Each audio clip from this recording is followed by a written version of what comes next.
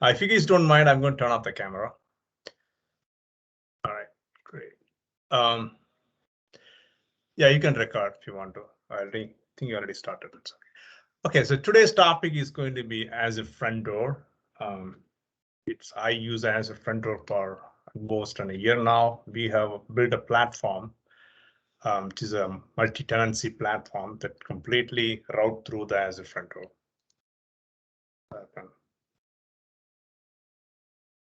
Okay. My name is Udai Ramachandran. Call me Udai, that's easy. I work for a company called Acumina as a CTO. I've been playing with the cloud for a long time, not only Microsoft Azure, I also work a lot with AWS and Google.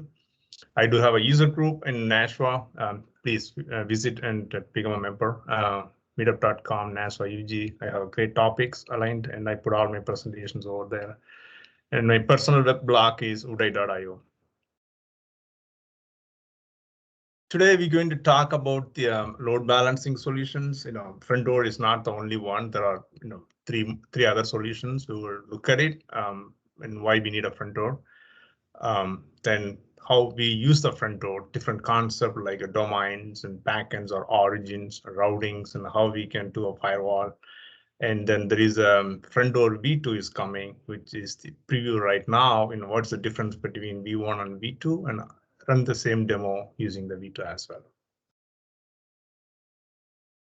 So load balancing solutions. So Microsoft provides these 4 types of load balancing solutions, right? So load balancer is technically a network layer load balancing.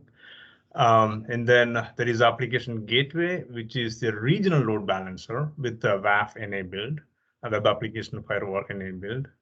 And then there is a traffic manager, which is again a load balancer, but it's not SSL, TLS based. You can't do a SSL offload like terminating the TLS and all those things. You cannot do it. It's just a incoming request and forwarding it. But the one benefit of a traffic manager is the DNS based routing. So you can do a DNS based routing where you cannot perform that type of DNS based routing in a front door. But the front door is the global load balancer, just like a traffic manager, but it brings the TLS protocol, TLS termination. And it also it runs on the edge, and it gives you without you throwing any files into CDN, you can map that everything to go through CDN, so you get a better performance. All the cool benefits that load balancer plus the TLS plus the edge caching and all those things. So Azure Front Door, as I said, it's a edge network to create a fast, secure, and very scalable web applications. It depends on the layer 7, just like App Gateway. This is a layer 7. App Gateway is regional. This is a global. It's composed of 3 concepts: domains, and domains can work with the web application firewall. So even before you get into where your instances are running, you have full control over there. Backends or origins is your website where you're hosting it, or a static web app, or even an external endpoint that you're running it. They provide a multiple programming model that you can work with it. The easiest model is the Azure portal. That's what we're going to see it today. But you can do everything that we're going to do it in Azure portal by using the PowerShell or CLI or ARM template, or even using the management endpoint. So in my case, I used a lot of Azure portal PowerShell ARM template, plus for programmatic of multi-tenancy, we have multi-tenancy application to do a lot of onboarding things dynamically. I will walk you through. We use a lot of management endpoints by using the C#. And we pass payload as ARM template. So if you look at the diagram over here, it's a very simple, and we will dive into that later as we go through. So, the incoming request is coming in, and you have a regions, region 1, region 2, region 3, for in this case, and you can do a path-based routing or, latency-based routing, all those cool things. But I will walk you through how this works over there. But the key concept takeaway in this diagram, you can route 1 or more regions based on the configurations, but, from the edge. If you take the features of the front door itself, the first topmost feature is the TCP split. What does that mean? instead of long request, right? For example, you are browsing from UK, but your server is in US, for example, right? So, instead of coming all the way to the US server, it runs on the edge, right? So front door runs on the edge. So first your route is requested to the edge location. From the edge, it will constantly ping the server, where the server is. So if you have a server located in UK, EU, and US, it knows which server is the optimal route. Okay, split your one long request into a multiple short request.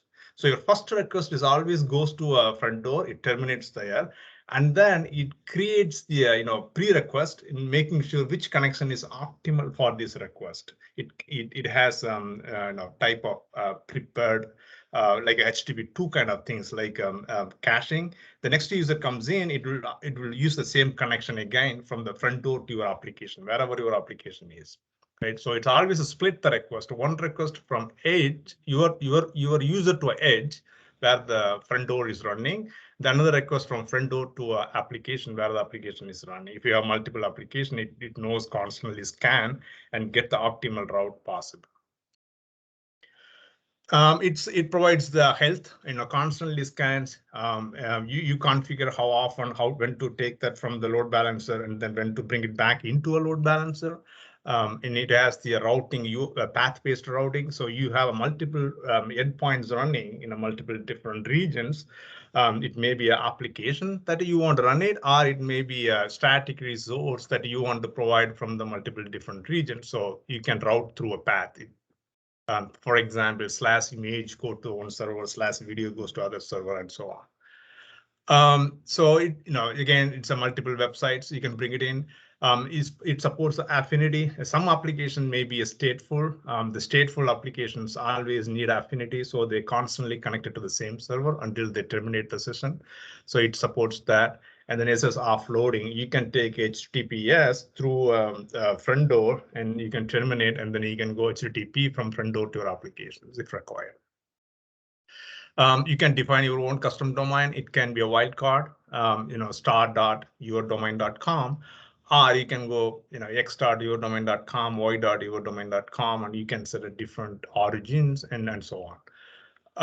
And then the WAF integration, which is always, your request is always come to the front door. Then you can configure the WAF to IDRs or IPS. In the intrusion detection or intrusion prevention techniques. Redirect HTTP to HTTPS. You can get HTTP request and then you can redirect to HTTPS request if that's a requirement. Custom forwarding with the URL rewrite. There is a rewrite options. You can do that, or the forward options. It also supports the IPv6 in HTTP2 protocol. And your user to a front door is HTTP2 protocol, but front door to a backend is HTTP 1.1. It's not flushed yet with HTTP2 protocols. It has the basic TDOS protections. Now, we said that it's the few concept here is like domains, backends, and routings. Those are the three concepts, right? So now, when you look at the domains, you can bring any number of domains. There's some limitations, but you can technically customize your domains. You don't have to use the front door domains, right? So, for example, if you create a web app, it comes with app name.azurewebsites.net. Similarly, front door comes with whatever name frontdoor.net, right? So you don't have to use that. You can map it to a custom domain and then you can route to the domains. If you use a wildcard domain, once it's used, you can only have one front door. You cannot have additional front doors. For example, you have a domain called yourdomain.com, but you want to split them to multiple different sites, right? In my cases, I have hundreds and thousands of sites running. Domain subdomains, but if I use a wildcard mapping to star.yourdomain.com, I cannot create another front door and configure it. For that, I have to say group of domains. Domain of 1 through 10 runs in this front door. Domain of 11 through 20 runs in the other front door. You can do everything in one go, but that's not the right way to do it. Sometimes you get a problem also in a demo why it's not advisable. Wildcard is not always advisable, but you can do that wildcard if you want to. Once you have the front door, you can only go up to 100 domains. So that's where the wildcard limitation will come in. So if you do a wildcard, you don't have limitations, right? So all your domains is going to come, x dot, y dot, z dot. It's all going to go look at the wildcard. Okay, here is my, endpoint, and it's going to go to the endpoint. Good to go. But if you don't use a wildcard, you can only configure 100 domains, and then you get to create another front door and then reconfigure it, and then you create another front door and then reconfigure it. But the management UI is pretty not very clean, but you can do that, or you can pay a little bit more per domains to configure in the same front door configuration that you created. If you don't want to create a multiple front door, you want to use the one front door to manage everything, then you can do that, but it's going to be extra additional cost 5 per domain. Works better with Azure DNS. I use Azure DNS all the time. It's very transparent, fast, high. It works better in my opinion. Test certificate are not allowed. So if you want to try with HTTP, yes, they will provide you a front door defined certificate. But some reason you want to enforce that with your own certificate, you will have to bring an enterprise certificate, paid certificate. You can't use test set you created using the make set. That's only works other services, but not for this service. You can use the subject alternative SAN, like for example, you can define a SAN x.y.yourdomain.com, right? So, some people will cheat star.y.yourdomain.com, and you might have noticed even Azure Web App won't take that certificate. If you try to cheat with the SAN name, you cannot do it. You will have to buy the fully qualified one subdomain. In this case, you will have to buy star.y.yourdomain.com, and then the star can be any second level subdomain. So you cannot go star.star. Even that concept won't even work with Azure, any of those services in the cloud. It has to be always a one subdomain or one subdomain. So it is only one star is allowed. Next, the concept is the backend. Backend is also called origin or origin servers, right? So it can be an Azure resource, such as the the old platform cloud services or the web apps, or the virtual machine or the container, any services web endpoint that running, or it can be the external endpoint, somewhere you're running some site which is exposed to the public internet, you can use that. Why I said the public internet? The front door cannot connect to the private internet. That's why the front door, the next version of the front door comes in. The current Go version, a live version of the front door, you can only connect to the public endpoint. It has a host header. You can map to the host header to take a valid request. Sometimes when if you leave it in the public internet, anybody can pass anything to secure. If you want to pass additional host header from the trusted resource, you can do that. It also has the priority, how the backend is defined. So you have a backend, you have two missions running on it, or two load balancers behind as a backend. Then you can set the priority, how to route the traffic. It's again the same concept as traffic manager, how you will perform. And then it also has the concept of wait. You can set the wait. How do you want to write it? Like a maximum request to go here or there. The default routing is the latency sensitive route, meaning that it will route the fastest node or the low latency node. For example, I'm UK connecting to EU node, maybe closest, but it may have some latency, some traffic. Just like point A to point B, we take a highway, we assume that's the fastest, and that is true most of the time. But sometimes something happened on the highway, taking the local route is the most optimal route, right? Likewise, if the user connecting from UK, there is no node in the UK, but there is a node in EU that may be the closest, but they may still connected to a node in the West Coast. Because the traffic is free, it's easy to go, low latency, then they will always connect to a to a West node. So that's the logic built into it, but you can override all those things by using the priority, wait, and then there is a last one called the latency sensitivity. But you can enforce some, no, don't go to a US. you still work on, you are closest to node, and you can set some value. That value can be 500 milliseconds. Connecting to the US West may be 100 milliseconds, but now you can change that latency to, until 500 milliseconds. If my local node is going to be 500 milliseconds, still stay here. I'm fine with it. Don't go to US West. You can set that. That's called latency sensitivity. You can set that. And then the health probe has a lot of things. You can health probe using the path, protocol, method. They support two method: head, head request, which will not download any data. I just send the request and then get all the header details and come with it. The get request is going to download the data. Based on how your health endpoint is designed, one can use the head request or get request.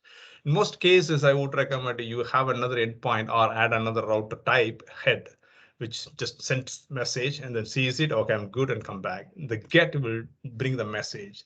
Why it is important? The front door is going to do a crazy number of ping to your endpoint, right? So you have a 3 endpoint and a 3 region running. There is a 200 plus edges running. There is going to be a ping coming from all the edges to your application, right? So if even your get is going to return a 10 bytes. Now, assuming that 200 requests coming in a second, you multiply that, right? So 10 bytes of 200 will become 1,000 bytes, which is equal to close to 1 KB. And if you leave it for 1 hour, it's going to be like a large number of requests. If you leave it 1 hour, it will be about 12,000 requests. Then you multiply by 10, you're setting a large of data, you're paying for no reasons. To avoid that, they recommend the head request, so which will not download the data, but still tells them that the service is healthy or not, can forward the request to the edge or not. And the load balancing concept, they have sample size, how many iterations that you want to consider as the pass or fail. You can say a successful sample in the total number of samples, and then the successful sample. Those are the property to keep the service in the routing table or not. But it will constantly scan. There is a health issue detector. It will remove it, and as the health, it will still constantly ping. But once the service is up and running, then we'll add it back to routing. Next one is the rules engine. The rules engine will help a lot in this case. For example, that's the one I was telling, like edge level caching. So if you have a static files, you want to cache it. You don't want to cache the dynamic files, right? For example, anything that the dynamic data, the login route or user profile and so on, you don't want to cache those URLs, but you still want to cache all the static routes, right? Anything that comes /image, /css, /js, and so on. Then you can define a rule. How do you want to define that? How long you want to cache it? The cache comes with the multiple options. You can go up to 3 days, 24 hours to 3 days, or you can set a hard limit. How long you want to set it. But the default option anywhere from 1 day to 3 days. That's because the 1 day is the GDPR requirement. So you have the GDPR right that you hosting in a UK regions, but you browsing from the US, they can't keep the data more than 24 hours. So that's why that limit comes in. So it's also help you to do a geo filtering. So you can set if the user come from so-and-so region, either allow, deny, or log some options. And then IP filtering. Sometimes you see that some IP address constantly pinging your server or doing some bad things. You can block that. You can also set the security header. So for example, you want to allow somebody to post data without being in your own domain, then you can set the content security policy, who can post the data to you. You define that, then those customer can post the data. And of course, caching. So now the routing, when the routing comes in, the routing and the rules are hand to hand, but it has the pattern match. How do you want to route it? /images or /images *x and so on. It can either forward to the service or it can redirect to somewhere else. And then rules engine integration, that's what we see in the previous slide. That does the rules engine. And then the WAF. So front door, that's a cool thing. Even before you don't. And if you use application gateway, you will have it's a regional, right? So you have to run it on every region. If you run your application in 3 regions, now you need to define 3 application gateways and configure it. But the front door, you don't have to do it because it's a global, and then the WAF is also global. It runs there, it runs on the edge, and it sees it. Okay, policy violated. Either based on the configuration, either you did IDS or IPS. If it's a prevention, it's going to stop it. If it's a detection, it's going to log it and then let you browse to the site. It has the rule. It has the top 10 OWASP. It has the CRS, DRS, meaning that common rule set.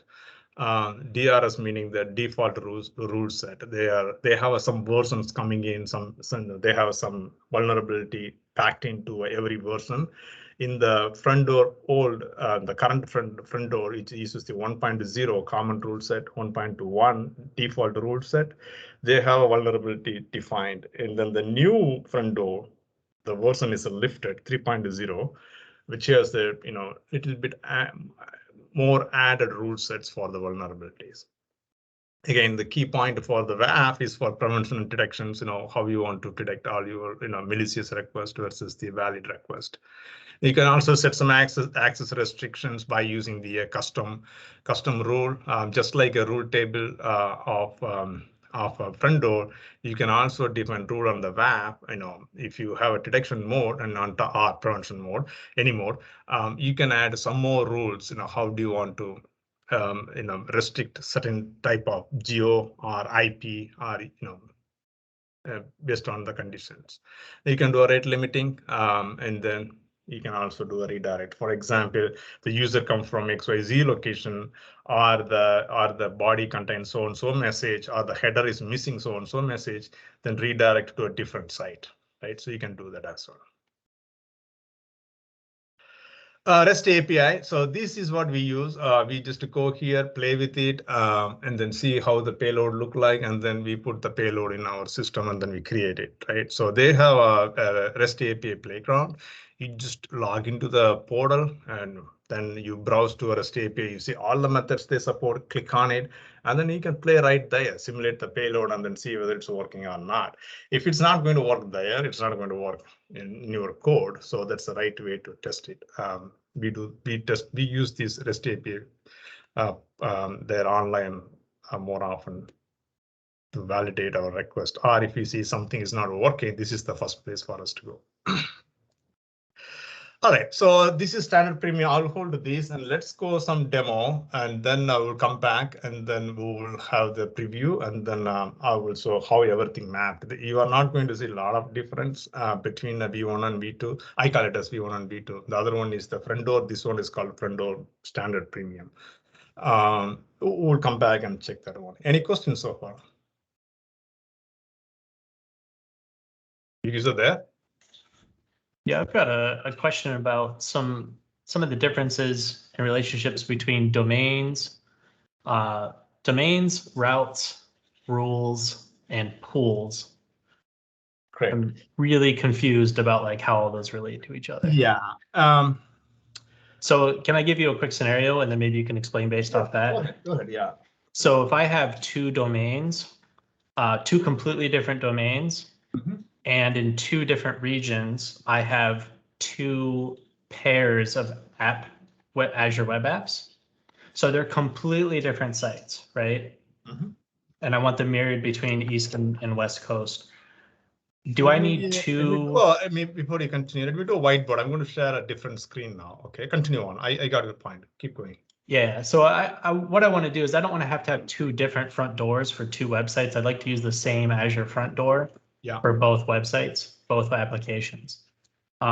Does that mean I need to have 2 what I think are called routes? Yes, let me explain to you. So let me go back over here. You see my whiteboard? Oh, no, not yet. I'm looking at Google homepage, or new tab rather. Share different window here. Let me know when you see my whiteboard. Now I see a whiteboard. Okay. So first thing, you said domain, right? I'm going to say, 1.yourdomain.com. Okay. 2.yourdomain.com. Now let's say the next one is 2.mydomain.com. All right. Completely different. mydomain.com. Okay, great. mydomain.com. Right. So those are the two domains. Now you have the front door over here. You're going to add 1.yourdomain.com and then 2.mydomain.com. Right. You also said you have multiple services which called the backend pools or origins. OK. So in the East region, you have some app running. Is that right? You said? Sorry, say that again. In the East, you have an app running, right? Yeah, so I have an application running mirrored in both the East and the West Coast. OK, so I have the West. For both applications. So really there's 4 Azure Web Apps. Is the same application? Is the same application? No, they're different applications. OK, different applications. So A1 and B1. Let's call it as a A1 and B1. OK. Yeah. All right. So now routing, right? So route comes in over here. So you but they're both running in both locations. So East has a copy of A and a copy of your domain and a copy of my domain. Is it like West that? B1, also A1, has A1, B1? Yeah, So just A1, like that. OK, so you have the both side running over here. Yeah, for redundancy and also, if someone's on the West Coast, I want to send them to the West server pool, right? OK, so those are the backends, right? It's completely disconnected. Backend is a backend. That is all it's going to do is the backend is healthy or not, and I'm healthy to take a request. That's all it does. The route table is what tells you where you're going to route it. So now you need to define a route for 1.yourdomain.com, right? That you're going to define a route. In this route, you're going to tell. So before I do that, so here the backend, you can consider this as a pool 1. This is a pool 2. Or you can change, like all together one pool. OK. So I was thinking like mydomain.com would have one pool where one service is in the East and another service is in the West, and yourdomain.com would be a different pool where one service is in the East and another service is in the West. You can do that. You can do that. So let me take this one. So you're going to have pool 1 consist of A1 and B1, right? Sure. Pool 2 consists of these two, like P1 and change a slightly different color here. This one and this one, right? So this is 2. This is that right? That's how you configure.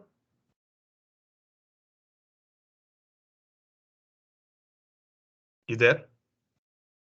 Oh, sorry, muted. My goal here is to have for yourdomain.com to have geo redundancy. OK, so let me keep it a high level. So what you can do here, so you can define mix and match, right? So you have the yourdomain.com in the route table. You're going to say, I'm going to say 1.yourdomain.com is going to go to the pool P1. You can only say one pool, right? Or 2.mydomain.com is going to P2. OK. So what happened at this time? So there is a constant ping is going to go on all the places here to A1 and then B1 and so on, A1. It's a constant ping. Based on how you configure. The default is 30 seconds. If you leave that way, there is going to be 12,000 pings per node. It's going to happen in an hour. OK.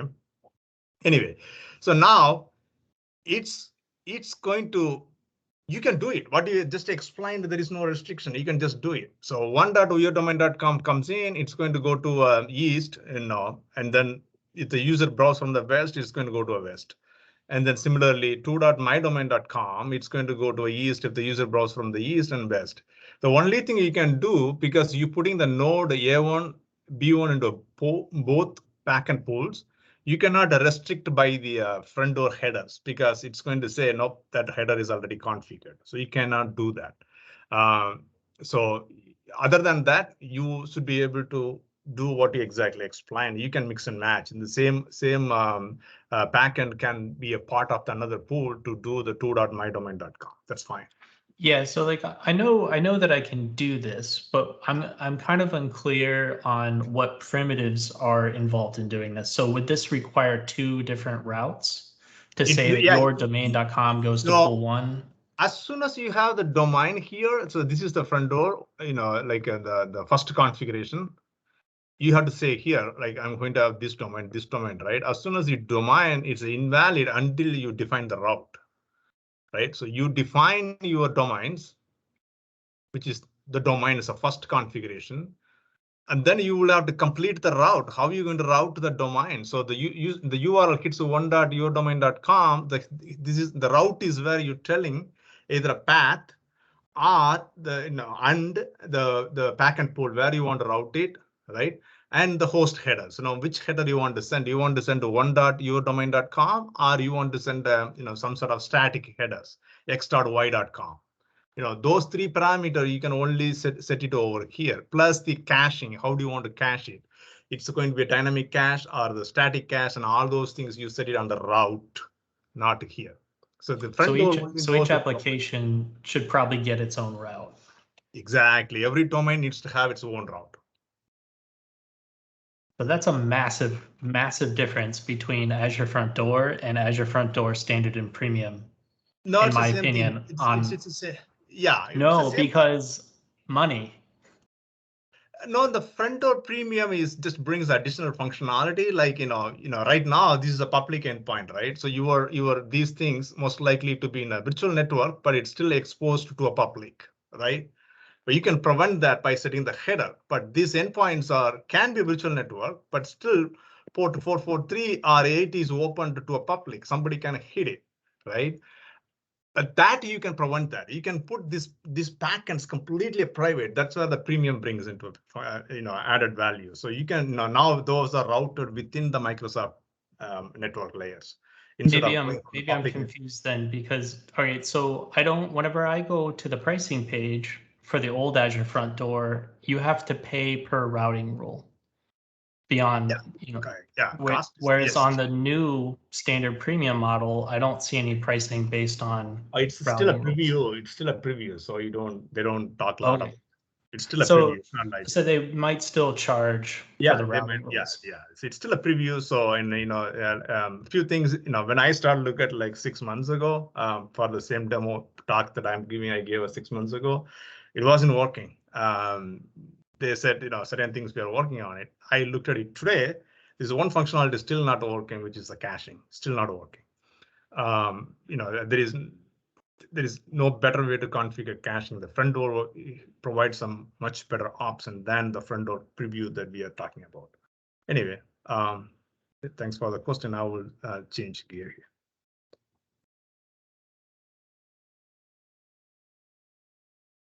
Sorry, guys. Thank you for the explanation. So let's go here.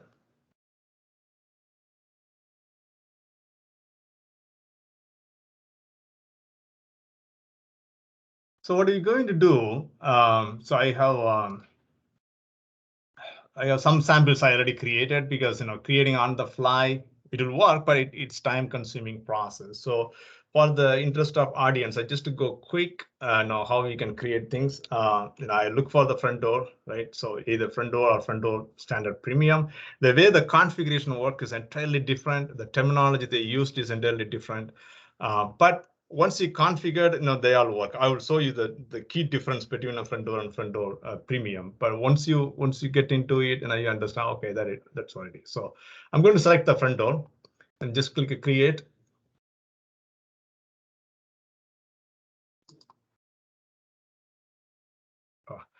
Go for it, and then you just say here, what are the host name? I usually say AFT. I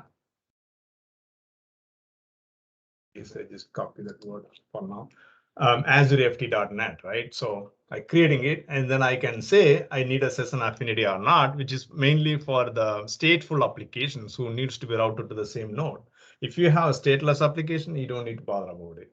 The other one is the application firewall. So you need to create the firewall first, and then you can add it over here, right? So if you enable it, it'll ask you to select what firewall you want to pick, so you can pick it. I'm not going to complete, so I will take whatever I can do right now. Okay, and then just add it. Now you need to come back to the backend port. So which is also called origins. You come here, you give some name, and then you add the backend, right? So I'm going to select something here, app services, and I have that subscription. I'm going to select maybe East to US. So here is the key. If I have to pass in the incoming header, right, the URL to all the way to the application, then I have to keep this as a empty. Okay, if I leave the value over there, when the request opens, it's going to pass whatever value was there. So that value will be passed, but you don't want that value to be going. Some application you may need to, but most likely you want to pass in the incoming host header all the way back. So in my case, I build a SaaS application. We have 500 plus customers URL hosted in one front door, and not one, multiple front doors. But when you come in, it's the same compute. It has the domains, but we want to pass in the incoming header, right? So this comes like Udai.mycompany.com. I want to pass in all the way to the backend, Udai.mycompany.com, so I can do some partitioning based on the top level domain name. I can look up the particular data, customer's data, and then let them work with it.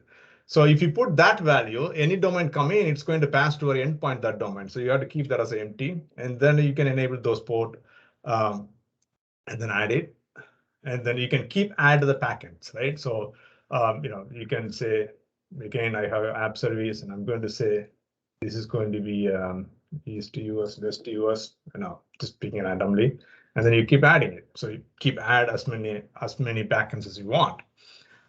Then your path, if you want to differentiate the path, you keep creating it, one for images, one for things. But in this simple demo, we're going to keep everything dynamic and static mixed. So I'm not going to set any path. There is no requirement for us to isolate it. But if you want to isolate it, you put a path, and then you come back, create another pack and pull, right? And so on. Probe method is a head or get.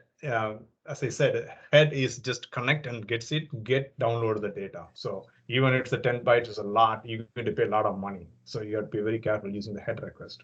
The sample size, it checks for 4, and then to mark it as a healthy, this many needs to be passed. Latency sensitivity 0 is the default, meaning that it will always know the closest route. In the example I told you, highway is the best route to go from point A to point B, but sometimes there's something happened on the highway, it takes a longer, so we tend to take a shortcuts, right? So like that mechanism built into it. Sometimes it's also called dynamic site acceleration, DSA. So it's constantly sends the ping and then make sure what is my best route possible. Okay, so I say add, and then routing rules. Okay, in the routing rules, you got to say some, whatever name it is, and then you accept the protocol, and then you say the front end domain. So this is where it's going to be. As you add a domain here, so right now we said AzureFT.net, but when we have the custom domain, we're going to add a custom domain 1, custom domain 2, custom domain 3, and it will be here, and then you select which domain you want to map. And then the match path again, and then you either forward or redirect. Then the backend pool, you select. Right now there is only one, you select it, and then either redirect, rewrite, or caching. If you say enable over here, it's a dynamic route caching. Say you're expecting the dynamic data. For example, your endpoint returns the current date and time, right? But that will never return for 24 hours. The one time it's a return, that value is cached. So you don't want to cache it here, but I'll show you where you can cache it. So this is the one for routing. When I set it here, that is not, this is only for the path for the health check. I misspoken here. This is only for health check. If you want to route image versus other thing, then you come back and create a multiple routes table, one for image, one for video, and so on. But this is backend that path was for health check, where your endpoint is. In my case is, I might say API/health, right? Wherever your health is, endpoint is, health endpoint is. But if you leave a root, and that's not a good idea, because most of the time the root side tend to have more data than the other sub routes dedicated for the health check. Anyway, you got the concept. So that's it. And then one other thing that we have to note it down here is the interval seconds, right? If you leave it 30 seconds, based on how many regions you run, you're going to hit that number pretty high in an hour. So if you increase that value, you can go up to 255. If you say 256, it's going to throw error 255. Now you are increasing that value to run close to 4 minutes 15 seconds, right? But the problem of that, as I said, in the highway example, you see like there is an accident. 2 minutes later, everything is clear. The road is clear. It's going to go high, right? But that optimal route, it's not recorded for next 4 minutes. So it's going to check every 4 minutes instead of every 30 seconds, right? So the lower the value is better to detect your latency, but the higher the value, it saves a lot of data on money side of it. So you're going to play with some, based on your requirement, what value might work for you there. The optimal value may be 120. That's what I do it, but but you can play with that value, but you have to have some value over there. The front of preview, they make that as a default of 60. Okay, so that's it. That's all. And then next section is tag, and then review and create. You're good to go. You created the front door, right? So let's go back to the one we already created. Any question? All right, so I'll take this one. So once you create, this is what you're going to see it, right? So this is how it look like. Front ends. I have a domain here. So how do you add a domain? So I can add one domain here for now. It's going to say Boston demo 3 because I already used 2. Boston demo 3 dot, this is my dev URL, right? It says, okay, you don't have that name defined. In the latest, they will have a lot of way to fix it from the portal itself, but in the current front door, you will have to add those values. So I'm going to go back to my here.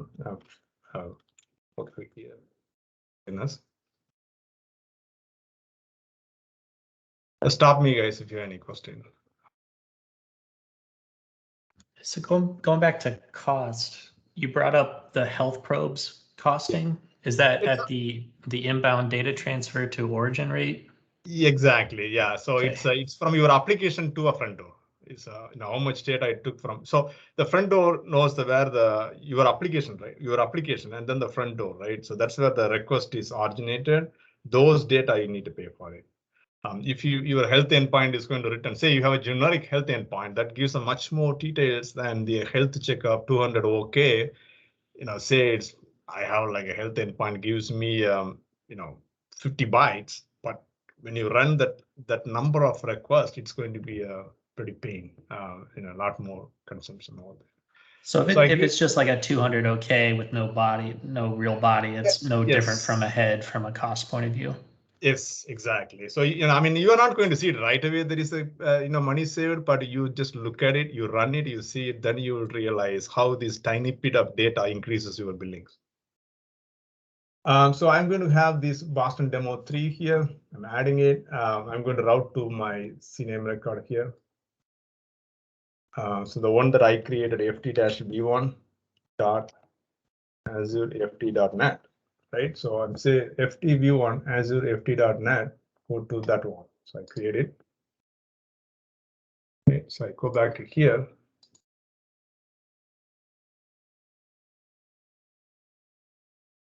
What happened? Okay, so it found it. That's the cool thing about using the Azure DNS. One thing is the performance, other thing is very easy to work together. They are on the same service blade. And then status enabled. When this one is the HTTPS, you want to do it. If I do enable, I have an option to select the front door managed or use my own certificate. Okay. So if I say front door managed, then they're going to renew it. They're going to maintain it. It's pretty much free. You don't have to pay for it.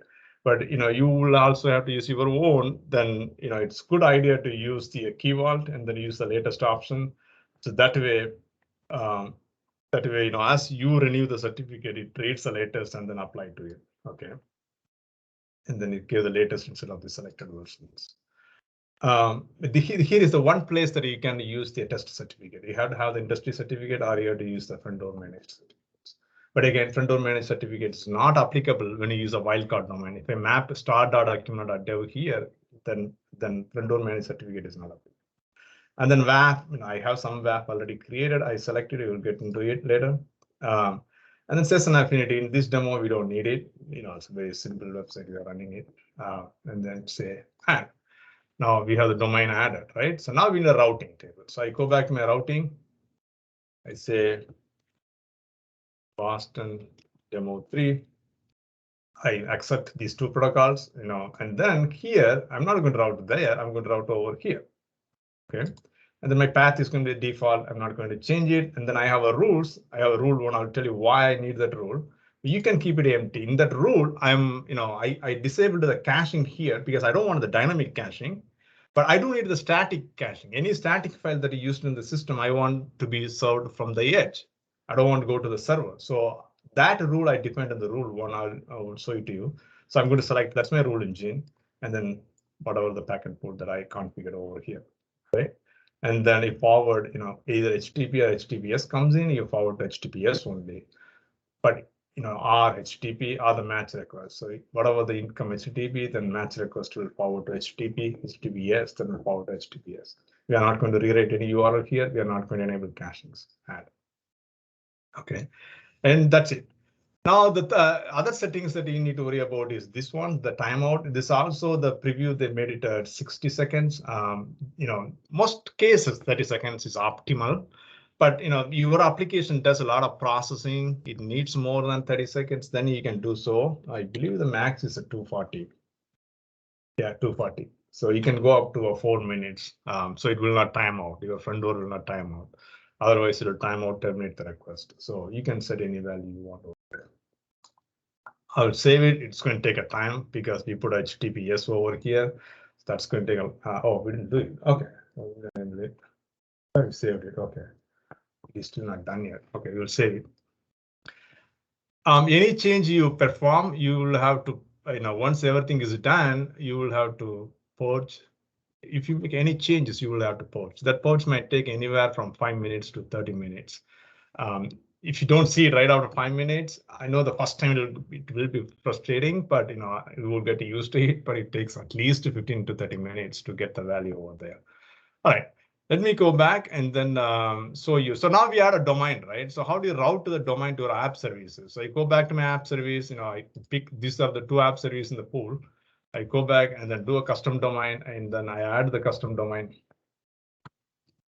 Boston demo 3 dev, and then I say validate.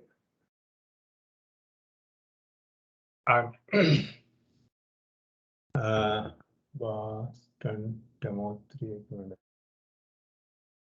Okay, so it says invalid, right? But already I mapped the Boston demo 3 dev to FT. So if you run your application on multiple regions, you still need those domains to be added. You will have to add a text record as it explained over here. So you copy this value and then you create an ASUID, text record. That's what we do. When you create an app, when we onboard a customer, say you are a customer, your URL is going to be x dot, mydomain.com. Then as we onboard process, we will create this record first, ASUID dot the X, right? And that will let us mount that to add the custom domain to all the regions that we are running. So we run pretty much 12 regions across the world. So it will automatically goes and runs all the DNS records. And then we will add a mapping to a front door, just like how we did, the real domain, Boston demo 3 dev as a CNAME to a front door. But in this case, it won't let me add because I need either a permanent record or a ASUID record, so temporary record. So I'm going to create a temporary record here.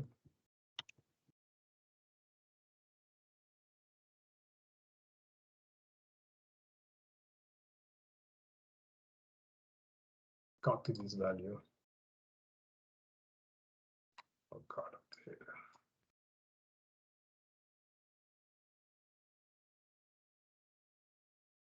So ASUID dot Boston demo 3. There has to be a text record because CNAME record you already mapped to a front door. Then I put the value. Just say OK. All right, now I go back to this and then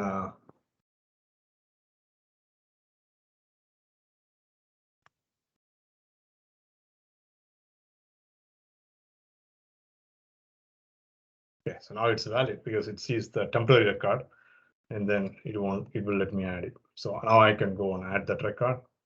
Now I just, since I enabled the HTTPS only, so it takes a few minutes to refresh that. I select from the thing. You either you import it. In my case, in my demo, I have everything in Key Vault, so I'm browsing it and adding it. In your case, whatever way you want to work. Now you can also create a temporary certificate from here if you want to, just valid for 6 months. So you can create using here if you want to create one. In my case, I have import using this one. Anyway, so I got it. Now I got to the same thing for the other regions, but due to the time constraint, I'm not going to do it. But I will.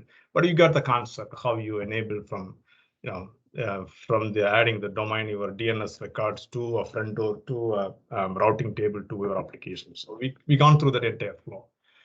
For the demo purpose, I'm going to use the one I already have it, which is the Boston POS demo 1.acuna.dev. Right, so that's how the front door. Any question here?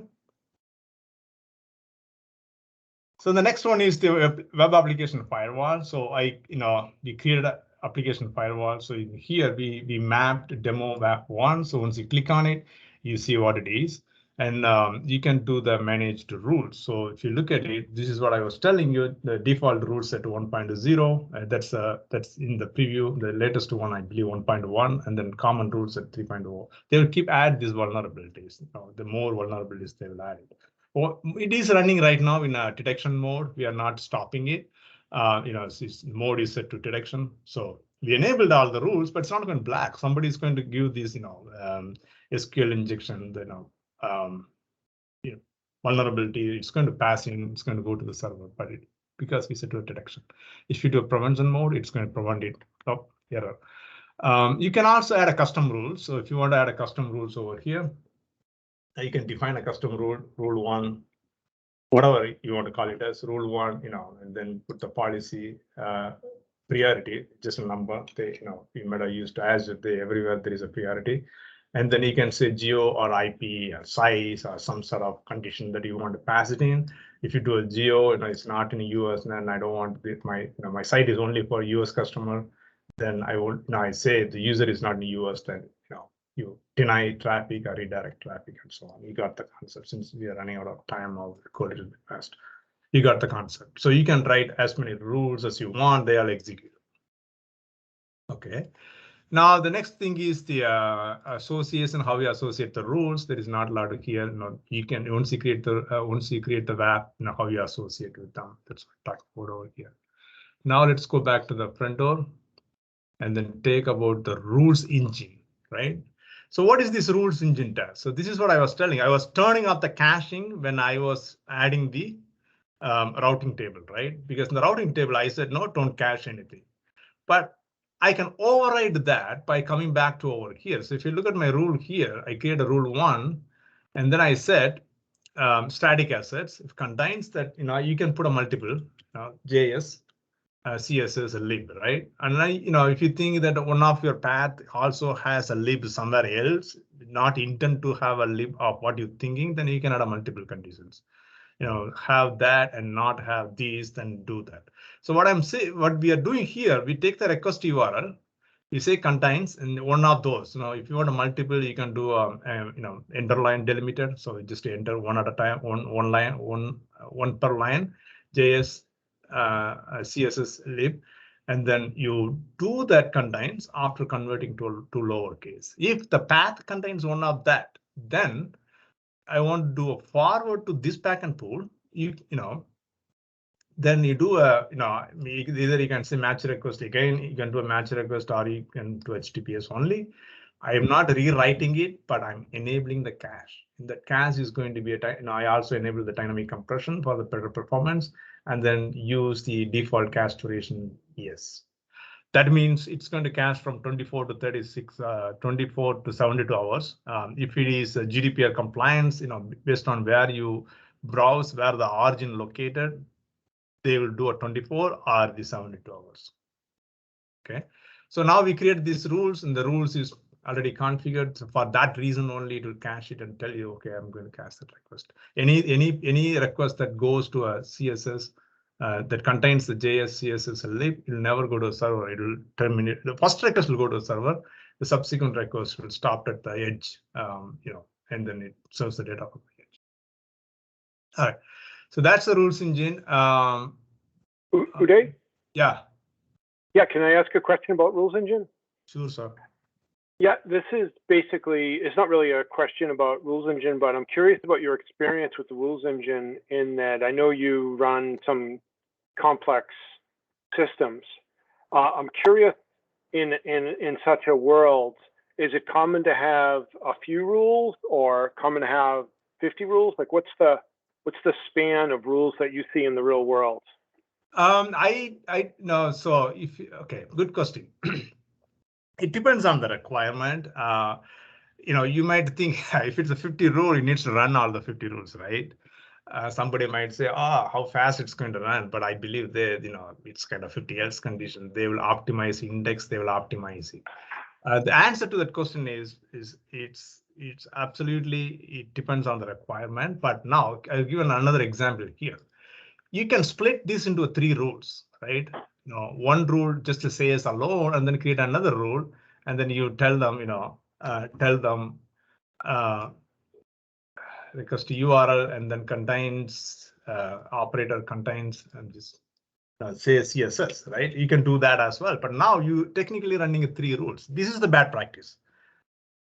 If you can compose all those parameters into the one rule, then you do that. But if you want to do it like you have a 20 different path, just for 20 different paths, you want to repeat that for 20 different paths, then maybe not a best practice. You may have some requirement that certain path want to be cached at a lower interval than the other path, but in that case, okay. But they are going to be duplicate of what is defined on the first rule, then don't do it. Just do it in the value as this like that.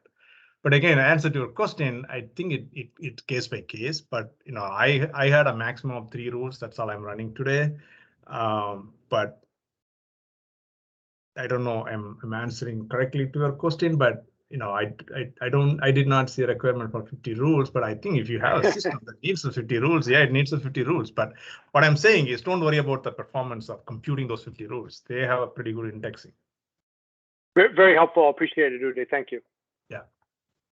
All right, let's get back to this one over here. Then, and the final thing that you must configure is the diagnostic settings. Okay, if you don't configure diagnostics, I don't know why they call diagnostic settings. If you don't configure, you go to a log, it will say you didn't configure anything. But I wouldn't say that as a diagnostic. Diagnostic, my opinion, you guys can correct me. Like something problem is going to happen that going to help me, but it's in the but I need to have the complete logging. Then you have to come here and add it. So just go here, put some name on it and select the values what you want to log. I always select all 3, and then I send it to a log analytics workspace. Okay, but don't even try to send it to some storage account or somewhere, because those things is never going to help you. Log Analytics Workspace is the best tool that I ever seen. You can run it, but it also is not a free tool. It's pretty expensive. As the more you query, the more data you store, the more money also you're going to pay. In my cases, the project that I'm working on, the more money go to the Log Analytics than any other services. That's because there's too much of logging going on, too much of querying going on, then that leads to more money. Like per day, the 100 gig, you put them in a Log Analytics workspace, you keep it for 3 months, and you think about it, how much log you accumulated. You have to pay for all those things. When you want to query, they have to query through, index through all those data. So that's pretty expensive. So do some analysis. But some people might store it to the storage account for the auditing purpose. Nobody gonna look at it. If you put them on a storage account where you can read it friendly, nobody gonna look at it. Maybe the financial data, if it's a keep financial data, I may audit for the auditing purpose, for 7 years. Otherwise, there is no use. But I always use a log analytics. Our system is not a critical system; it's a content management, so we don't care all those logins. We just put them in a log analytics. We never configure more than 90 days. We don't need those data more than 90 days. For pre-production, 90 days, production, we have 2 cloud, pre-production and production cloud. Production cloud, we give for 180 days. Anyway, so you got the concept. You need to have those value in order to run some analytics logging over here, right? So I think we covered the basic concept. We saw the front door designer, firewall rules, and then now how you query the data, right? So you go back over here, and then you can for example, so you see the locked request. I don't know. It's not populated anything. Yes, hanging there. Something coming. I don't know. All right. While it's so that takes some time. While it's working on it, that is not working. I will show some log from the other system. But you got the concept. So that even though the log says close this one.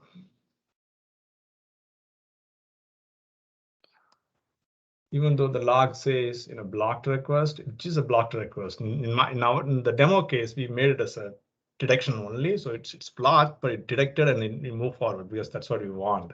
But they come under the blocked request category. They provide a lot of sample queries. You can look at it. Request queries, for example. They're pretty good. This demo site I set up this afternoon, so enough data for you to see it. All right, let's go back to FTV1.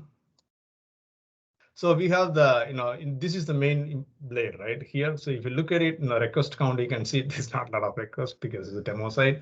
Request size, nothing, we haven't browsed anything. We've been talking for the last 1 hour. We didn't browse anything. So there's no data to show. And if you look at the backend health percentage, it tells you, OK, you have 2 endpoints. One is talking to DEWC, which is the Germany West Central. Other one is the EUS, which is the East US, right? So I have 2 endpoints. They both seems to be healthy. Right? If it's not healthy, obviously the bar is going to go down. As it becomes healthy, the bar is going to go up and then stay in that level. Okay, so that's a very helpful blade over here. The next thing is, we go back to the front door and then we look at it. Not this one, I don't know, maybe ready or not. So if you can look at it, it will tell you the status. It will take 15 to 30 minutes. Right now it's ready, but we can browse it. But we did not configure all the endpoints, right? So this endpoint is configured the same exact way that I was configuring the Boston demo 3. So we will use this endpoint to see some data. I'm browsing from the US East. I look at it. I see in my sample code. I put them in. OK, what is the incoming domain coming? Yeah, OK, which region it's coming from, and then the data. So if you look at it, the data changes. If I check that caching enabled yes, then this will be the static, right? Coming from the edge, then I will not get this value increased at all. So now, since we set the static route to do some static level caching, so if you look at it, I don't do anything over here. I reload, I look at the CSS. If you look at TCP hit, what does that mean? It didn't go to the server at all. Okay, so TCP hit means, and this is another indicator that your data is coming through the front door. Okay, it tells you I'm coming from the front door, but I had a caching. I never go to a server. So this file is never gone to a server. I did a processor lock disable cache, so I'm forcing to go to a server. But it found the file on the edge, and then it gave me the file. Okay, so I got it. If I had another path, yeah, this path has the lib. This path has the CSS, and then this may be having the JS. Yeah, this also TCP hit. So you got the concept. What will happen if it goes to the server? You will see the TCP miss, meaning that it didn't find the content on the edge, and it has to go to the server and then download it back and then give you back. But once you refresh or the other user come in from the same region, they will be served from the edge. So they will get a TCP hit. The key advantage here is now I don't have to worry about. Say I'm an application that I've been building for several years. I never throw all my static into, there was a design issue. And I won't be able to throw everything into a CDN, right? Me hosting a CDN, throwing it over there, and then calling from the CDN. I don't have to do now. The front door does it for me. It's all running on the same system, but front door does it for me. For all the path that I configured. Okay, so that completes that one. So now I go back to a different region. Hopefully my DM works. I will show you, otherwise we'll skip that one. That one. Okay, so okay.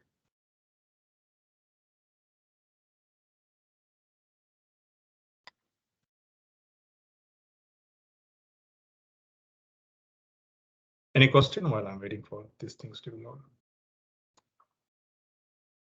So this is another VM that I have it in a different region, entirely different regions. If I go and browse the same URL here,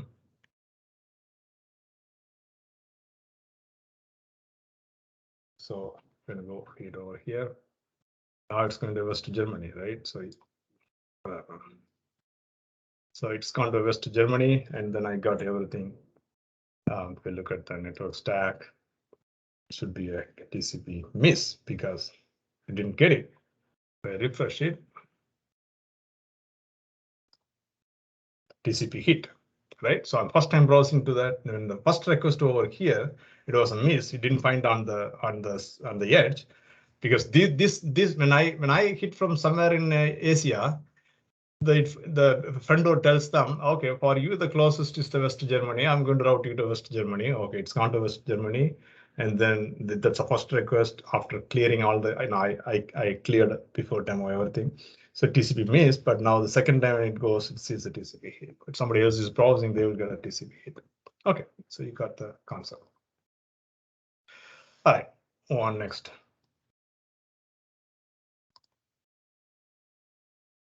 What else I'm missing here?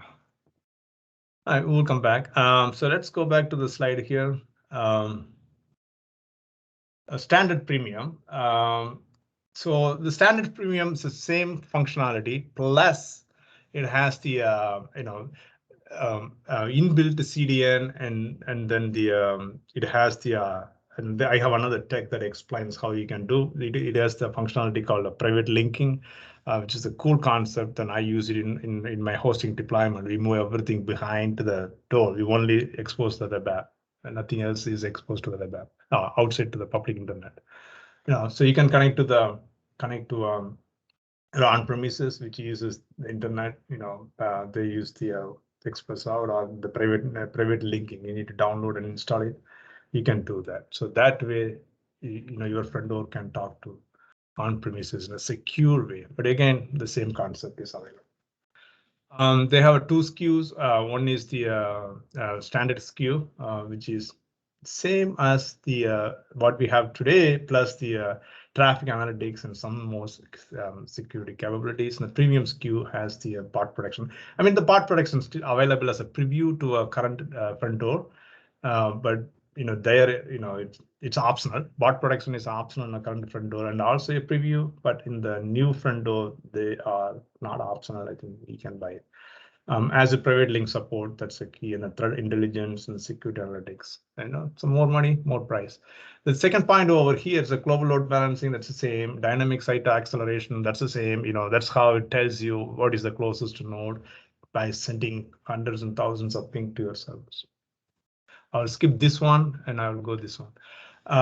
So front door, what we have today is a CDN, static file, website caching, dynamic site API acceleration, all those things that we saw it. The standard, they call it as a delivery optimized because they have a inbuilt CDN. That's what they say. But I don't care as long as I get a CDN functionality. They also have a little bit more smart way of doing the dynamic site acceleration, how we want to connect you to a closest web app. Traffic analytics and a health report. And then the premium SKU, the main thing is the private link support. Then they have the common rules at 3.2, DRS rules at 1.1, and then some more. Okay. Things to know, there are 5 zones in India, Australia, all those things. Ensure JSON is properly formatted, UTF-8 encoding. Sometimes you download from the Git. This may be a UTF-64 encoding to want to work. It has to be UTF-8 encoding, which you use as JSON file. Minimum build response is 2 KB, even if less than okay. So this is where I was telling you, right? So if you send the data, which has the data in the body, then you multiply by 2 KB. You're going to pay a lot of money. So right. So, and then 100 domains per front door. That's not going to include a wildcard domain or $5 more per domain afterwards. So data transferred from backend to a front door is a bandwidth billing. How much data is moved in the wire? It's a hourly billing. All right. Now let me go and walk you through front door V2. Okay. So it's the same exact, but the UI, the namings are slightly different. This is the V2. If you look at the V1, this is it's defined over here like this. But if you have more than say 25, this will overflow in a pretty bad way. So I go back. How do you create a front door V2? So I select the front door, Premium. I create. I would select this option because this option is, I'm comfortable using this option, but you can select any option. But anyway, you will have to complete it, and then continue on. You put some name on it. As I said, it doesn't matter what option you select, but you will have to select before you complete the creating the service. But once you created it, you have to delete and change it. Again, it's a private link. Everything is a cool concept, but you're going to pay for the money of their private network data flowing, and so on. Add a certificate, add an endpoint. Endpoint is nothing but when we create a front door, we give the name, right? That itself become an endpoint. And here they're forcing you to. They call that as endpoint, okay? But they will have different naming conventions. And then go tagging.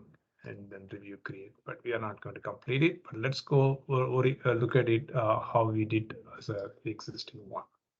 So I have F2 V2 again endpoint manager. So when we give the endpoint, this is the endpoint manager, right? So FT V2 Z01 Azure FT.net. If you look at the F1, open a new tab.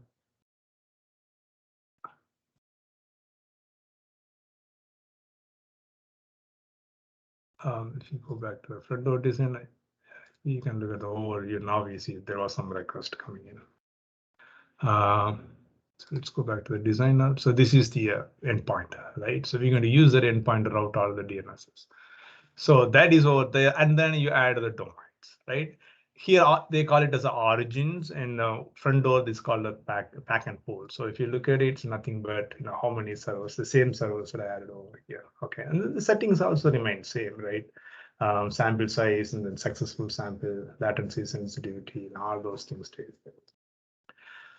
And then the route tables, again, same routing. We had a routing there too, right? So you click on the routings and then you tell them, so you want to edit, just to say edit endpoint and then look at it, you will see more data. So you say that, it's a routing table for domain, this domain, what I'm going to do for it, okay?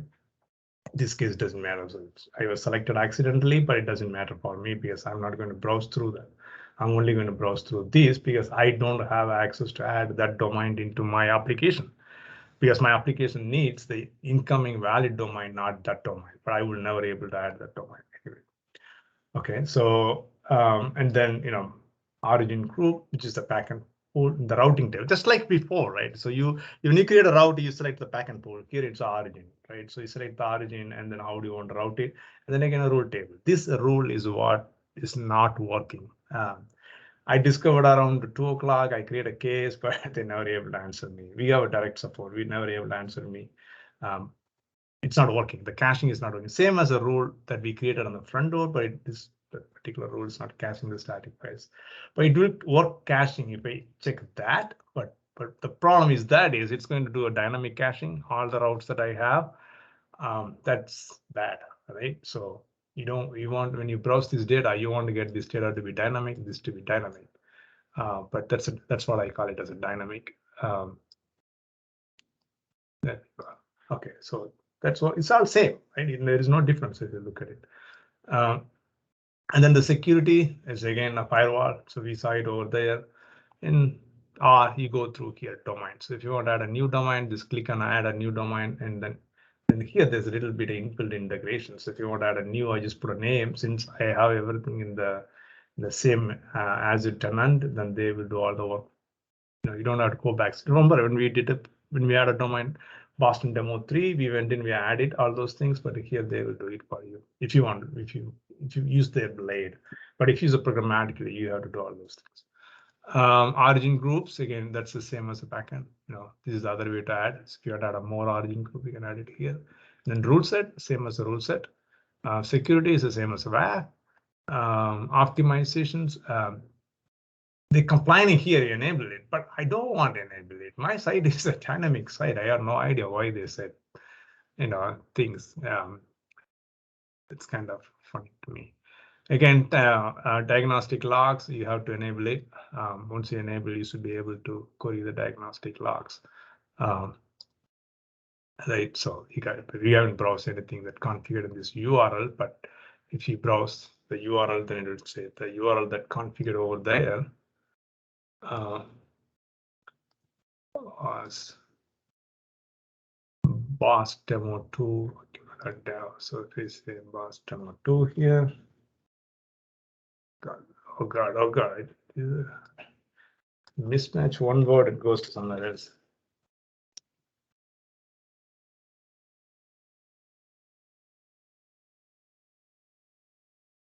All right, so that's ECI, the incoming domain. I think right now it's dynamic, but if you look at it, my caching wasn't working. I don't know if it's working now. So if I look at it over here, it's supposed to say cache miss or hit, but it's still not saying anything. But if you look at my configuration here, we already configured all those things. So if you look at the rule 1, we have this rule, but here they provide a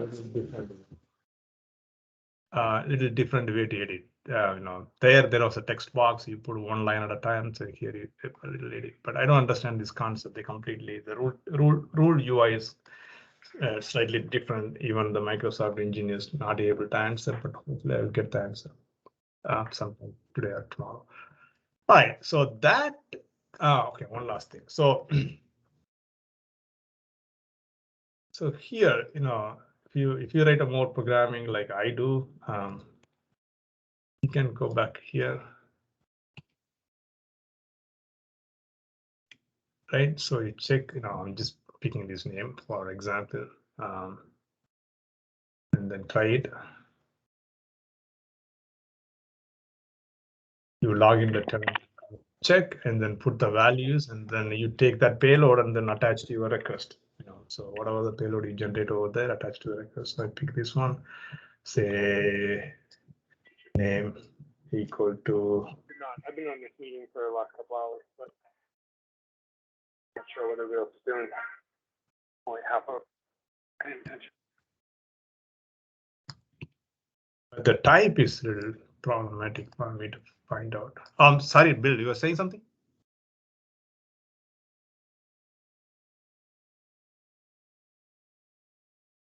Yes, I will copy this.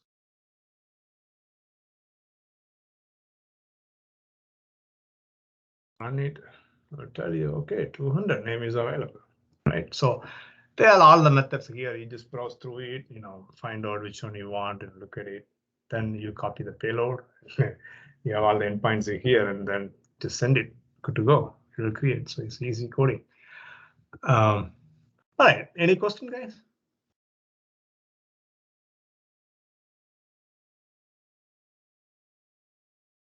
I think I'm done. If you. So if folks have questions for Udai, feel free to unmute yourself and just ask him verbally.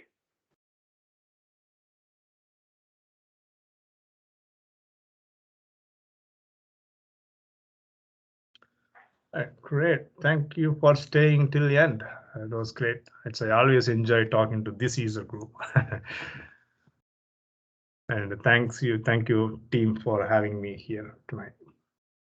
Udai, it's always a pleasure to have you, and I love your demos. You always give interesting demos that reveal what's going on at a deeper level. Looking at HTTP headers and such. I always enjoy watching that. So if folks have questions for Udai, you can chime in. In the meantime, I'm just going to wrap up with. I'm going to ask in a second if there are any announcements, but in the meantime, I'm going to hop to the list of upcoming events. We have 3 events planned. Only 2 of them have made it to the. I'm sorry. We have 2 more events planned, including Udai tonight. It was 3, but we have our next event is Tuesday, November 2nd, same time, same bat channel. and it's on application insights and telemetry in Azure, of course. And it's the speaker is Isaac Levin, and that promises to be a good session with telemetry. So that's already posted, and you can RSVP to that on either the North Boston Azure or Boston Azure Meetup site to to register your interest and get access to the link. And then we have another one that I think is 2 weeks after, but we'll get it posted. And that's from Doug Vanderwade, who'll be calling in from presenting from Texas, taking advantage of our ability to support remote speakers. And the topic of his talk is escaping me at the moment. Veronica or Jason, do you remember?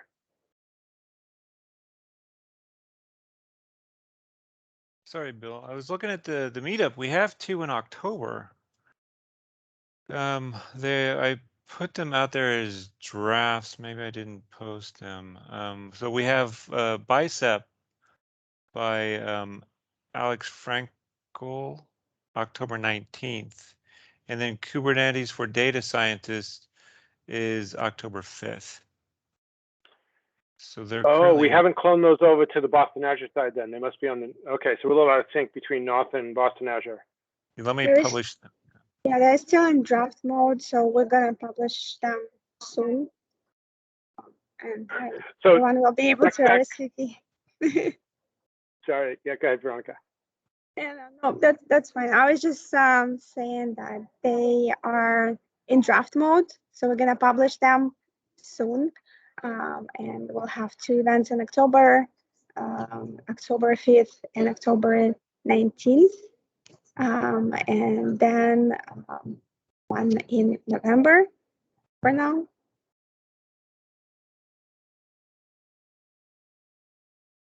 Sorry for the confusion.